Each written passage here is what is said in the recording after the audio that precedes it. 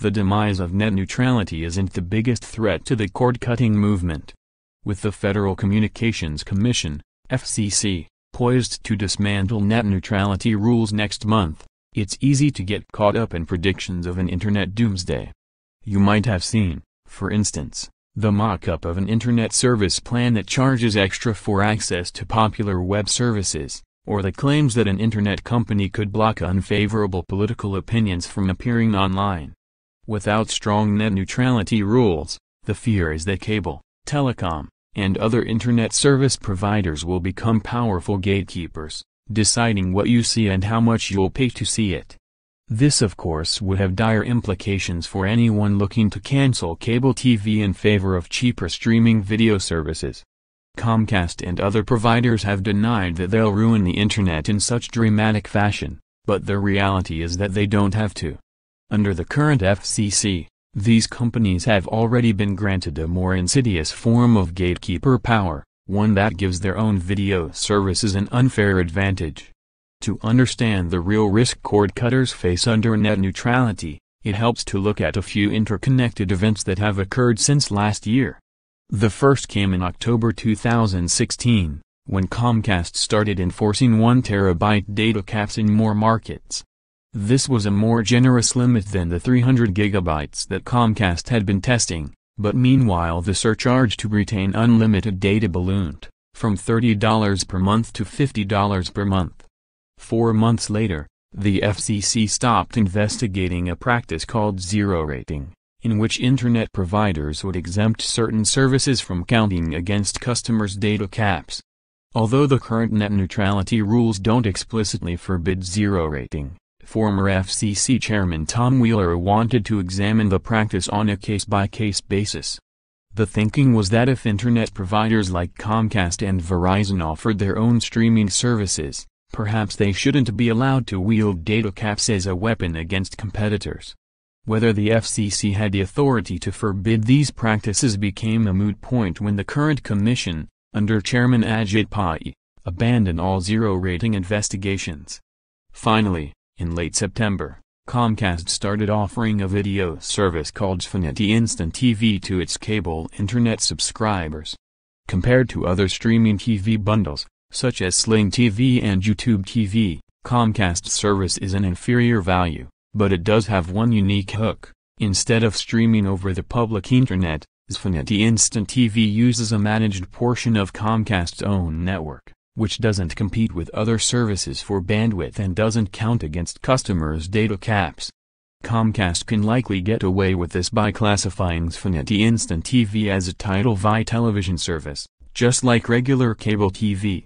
Although this classification is subject to various regulations that don't apply to internet streaming services, it's also exempt from any net neutrality rules that would apply on the public internet.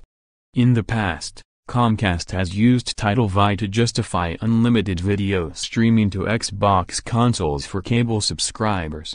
Still, Comcast was apparently worried enough about net neutrality rules that it held off launching Xfinity Instant TV, which it had been testing since 2015, until after Ajit Pai took over the FCC. The company says net neutrality rules and regulators under the Obama administration hindered the service's rollout, the Associated Press reported in July. It wants the FCC to spike these rules, which bar internet providers from favoring their own content. A majority of the current FCC would likely celebrate Xfinity Instant TV as a triumph of deregulation, resulting in a new video option that might not exist under net neutrality rules. But Xfinity Instant TV is neither innovative nor competitive. It divvies cable channels into inflexible and expensive add-on packs, provides far fewer DVR recording hours than other streaming bundles, and doesn't run on any streaming boxes that aren't made by Roku. Exemption from data caps is the biggest advantage Comcast has. Xfinity Instant TV isn't a great value, unless you're worried about data caps. Other internet providers are also looking to exploit that advantage, even without the Title V justification. AT&T, for instance, already exempts its wireless subscribers from data caps when they're watching DirecTV Now. While that exemption only applies to phones and tablets for now, There have been rumors of a TV dongle that streams unlimited DirecTV Now, but not other services, onto televisions over AT&T's wireless network. That's an unusual workaround for people who might be dealing with data caps at home, and of course it gives AT&T its own advantage over other streaming bundles. In opposing strong net neutrality rules, Ajit Pai and some third-party analysts have argued that little harm ever came of lighter regulation. With only a few rare exceptions, they say, internet service providers have a 20-year track record of treating all internet content fairly. Why introduce burdensome regulation now? Here's one answer, among several others: absent some new legislation, the current Title II rules are the only protection consumers have against zero rating. Although the practice has some consumer-friendly uses, T-Mobile's Binge On program, which is open to all streaming video services at no cost, is one example. It also allows for anti-competitive behavior. Investigating the latter would be a way to keep internet providers honest. All of which may explain how cable companies and telcos can now claim to support net neutrality, and how Comcast can specify that it's against the notion of internet fast lanes and anti-competitive paid prioritization. Those tools are no longer necessary to gain an advantage in streaming video. The ever-present threat of data caps can do the heavy lifting instead.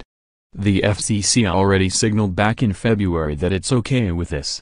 Scrapping the current Title II rules would eliminate any remaining doubt. Sign up for Jared's Cord Cutter weekly newsletter to get this column and other cord-cutting news, insights, and deals delivered to your inbox. Jared writes for PC World and Tech Hive from his remote